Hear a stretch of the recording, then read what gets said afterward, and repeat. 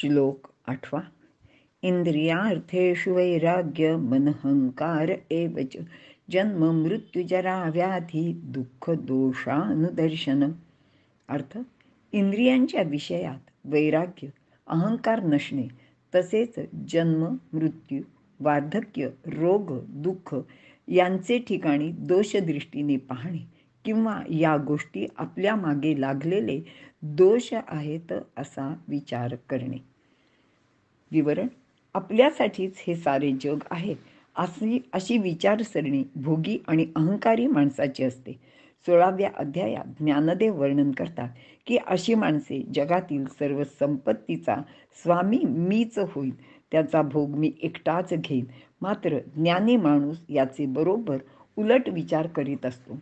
तो म्हणतो, सर्वांचे सह मला माझा विचार करायला हवा.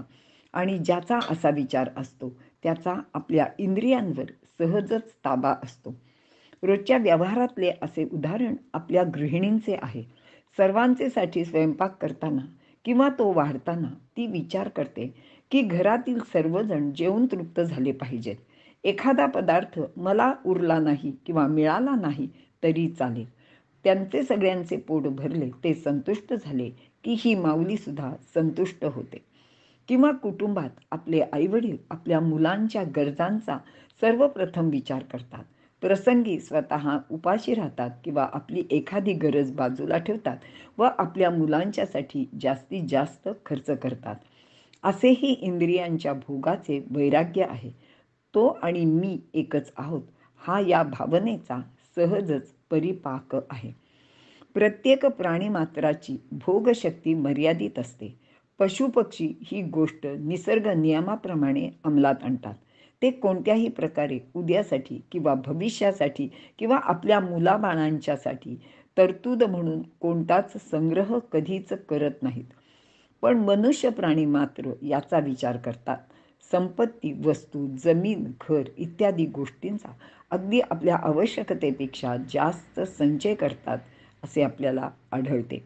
अशावेळी ते फक्त आपल्या आयुष्याला पुरेल एवढाच संग्रह करत नाहीत, तर पुढील 7 पिढ्या 10 पिढ्यांचा विचार करून अगणित संपत्ती साठवितात.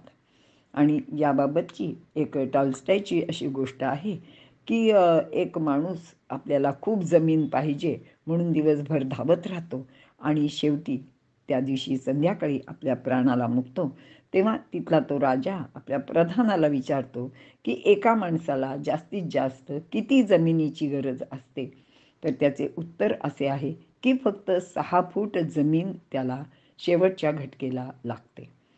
असो, अशा वेळी अनेकांना उपभोगापासून वंचित राहावे लागते आणि याच कारणाने जगात सर्वत्र अशांती, भांडणे, द्वेष, घातपात इत्यादी गोष्टी घडत राहतात.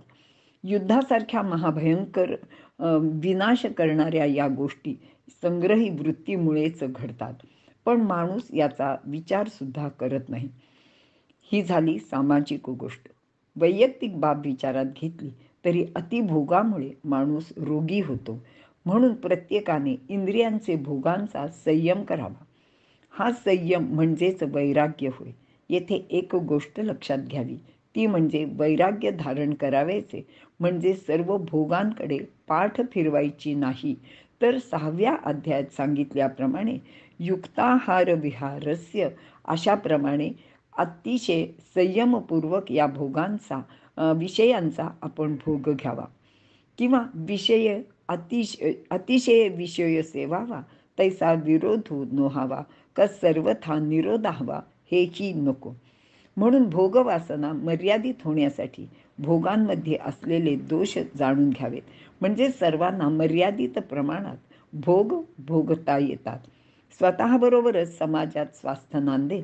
समाजामध्ये भोगवासना अमर्याद वाढली तर त्या समाजात कलह निर्माण होतात आणि अशांतता निर्माण होते किंवा अशांतता नांदायला लागते. मात्र ज्ञानाचे द्वारे आत्मसंयमन, इंद्रिय दमन व मनोनिग्रह करून वैराग्य आपल्याला प्राप्त करून घेता येते आणि तसे ते करूनही घ्यावे. थोडक्यात इह परलोकाच्या सर्व विषयात इंद्रियांना आकर्षित न होणे व त्या त्या विषयात आसक्तीरहित असणे असे आहे. तसेच इंद्रियांचा शास्त्रानुसार जीवन निर्वाहासाठी विषयांशी संबंध आल्यावर ते विषय सेवन करताना विशिष्ट विषयात राग, आसक्ती किंवा प्रियता नसावी. अशा रीतीने आसक्तीचा त्याग झाला तर विवेक जागृत होतो आणि मग विषयापासून वैराग्य प्राप्त होते. अनहंकार, निरभिमानता किंवा निरहंकार. अहंकार याचाच अर्थ गर्व, घमेंड किंवा अभिमान असा आहे. असा अभिमान ज्ञानाचा नाश करते. म्हणून माणसाने निरभिमान होऊन सतत स्वभावतःच कार्य करत राहावे. ते शुभ होते, कारण त्याचे मनात, विचारात, उच्चारात आणि आचारात मीपणाचाच अभाव आला की ते कार्य इतरांचे हितासाठीच केले जाते. येथे स्वार्थाचा संपूर्ण त्याग झालेला असतो. ज्याप्रमाणे सूर्याचे प्रकाशणे, नदीचे वाहणे किंवा वृक्षांचे छाया देणे हे सर्व स्वभावताच घडत असते. यामध्ये त्यांना त्यांचे कर्तृत्वाचा अभिमान नसतो. अहंकारामुळे माणूस स्वतःला इतरांपेक्षा वेगळा समजतो. मी कोणी निराळा, श्रेष्ठ आहे ही भावना एकदा का मनात दृढ झाली तर त्याचे ठिकाणी अज्ञानाची वाढ होते आणि ते अज्ञान दुःखाला कारणीभूत असते. कारण अशा माणसाचे मनात कधी अनन्य भाव निर्माणच होत नाही. माणसाला मी, माझे असे वाटते. यामध्ये मी म्हणजे शरीर असा भाव उत्पन्न झाला की मग शरीर, नाव, देश, क्रिया, वर्ण, पदार्थ, भाव, ज्ञान, त्याग इत्यादी अनेक गोष्टींची तो संबंध मानतो. माणूस प्रत्येक गोष्टीचा अभिमान बाळगायला लागतो. कुळ, जाती, वर्ण, गोत्र अशा अनेक गोष्टीत तो स्वतःला इतरांपेक्षा वेगळा मानतो आणि हा वेगळेपणाचा भावच त्याला परमात्म्यापासून म्हणजेच ज्ञानापासून दूर नेतो. म्हणूनच माणसाने कल्याणाचा विचार करताना सर्वप्रथम अहंकाराचा त्याग केला पाहिजे. निरभिमानी वृत्ती धारण करून मनातील दुजा भाव नाहीसा केला पाहिजे. अहंकाराने ज्ञानी लोकांची स्थिती कशी होते ते ज्ञानदेवांनी पुढील ओवीत फार छान पद्धतीने सांगितलेले आहे. ज्ञानदेव म्हणतात, ये नवल अहंकाराची गोठी, विशेषे न लगे अज्ञाना पाठी, सज्ञानाचे झोंबे कंठी, नाना संकटी नाचवी. अशा अभिमानामुळेच घरात, समाजात दुजा भाव निर्माण होतो. त्यातून द्वेष व कलहाची निर्मिती होते.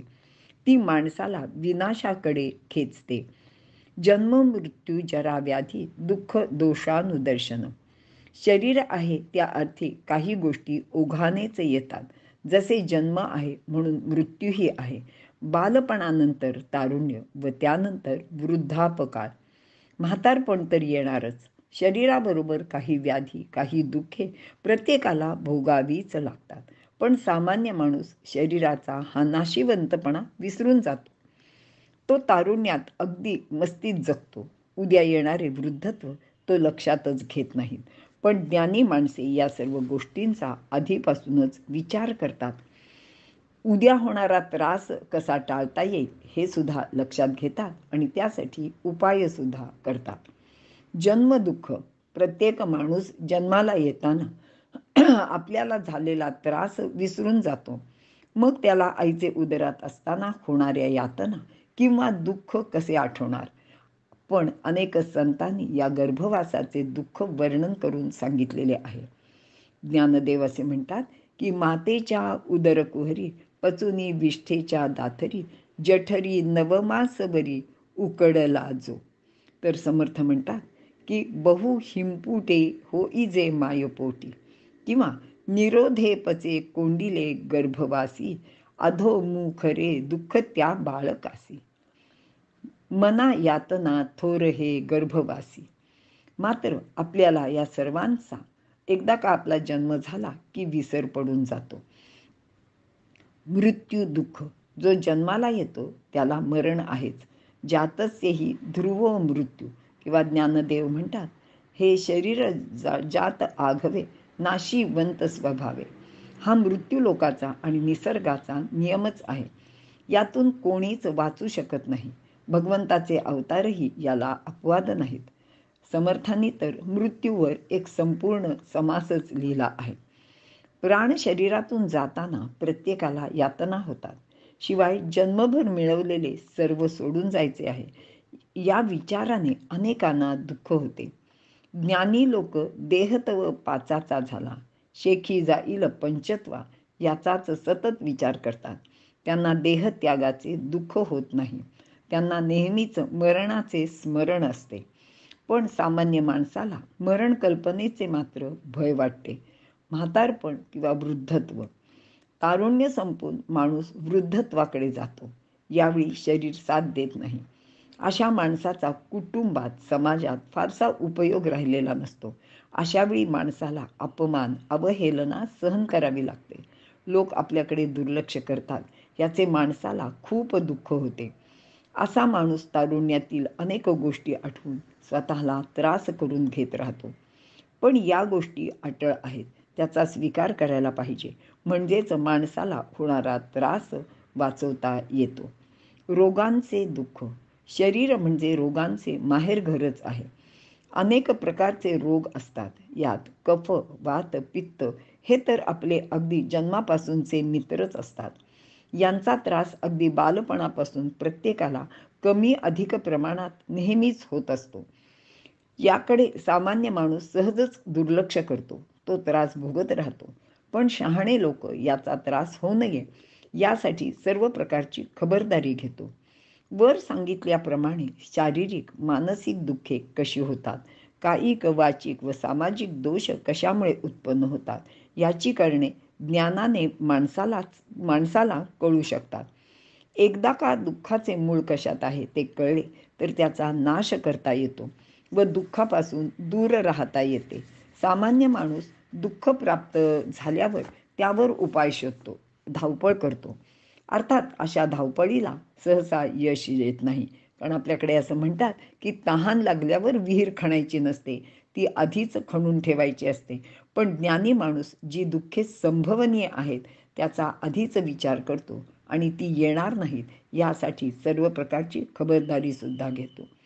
कारण दुःख प्राप्त झाले की ते भोगावेच लागते. पण जे लोक प्रतिबंधात्मक उपाय आधीपासूनच करतात त्यांना दुःख भोगावे लागत नाही किंवा कमी प्रमाणात भोगावे लागते. उदाहरणार्थ नियमित व्यायाम, योग्य आहार, चांगले विचार, चांगले कर्म या गोष्टी केल्या तर माणूस स्वतःला अनेक दुःखापासून दूर ठेवू शकतो. इथे आपण थांबूया.